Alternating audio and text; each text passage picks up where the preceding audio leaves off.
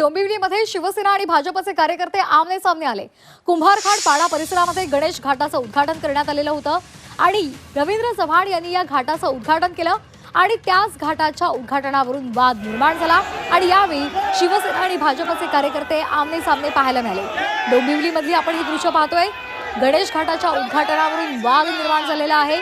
कुंभारखाड पाड्यामध्ये रवींद्र चव्हाण यांनी गणेश घाटाचं उद्घाटन केलं, मात्र यानंतर शिवसेना आणि भाजपचे कार्यकर्ते आमने सामने आले। आदेश बोरे आपले प्रतिनिधी आपल्यासोबत जोडले गेलेले आहेत। आपण त्यांच्याकडून अधिकची माहिती जाणून घेणार आहोत। आदेश, नेमकं काय घडलं? श्रेयवादाचा हा खरं तर वाद आहे का? काय अधिकचे अपडेट्स आहेत?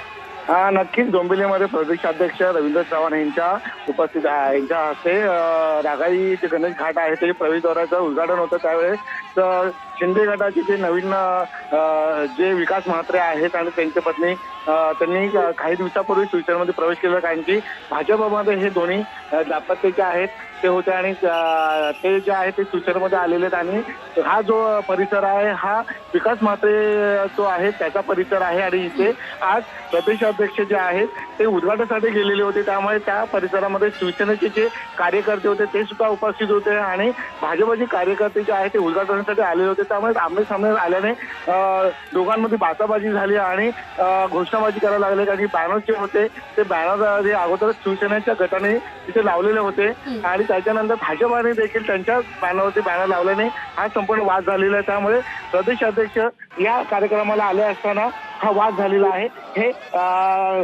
त्यामुळे शिवसेना आणि भाजपमध्ये मोठा वाद झाल्याचं हे दिसून येत आहे। अगदी धन्यवाद दिलेल्या आहे सविस्तर माहितीसाठी। तर डोंबिवलीमधली दृश्य शिवसेना आणि भाजपचे कार्यकर्ते आमने सामने आलेले होते, त्यांच्यामधला वाद चव्हाट्यावर आला।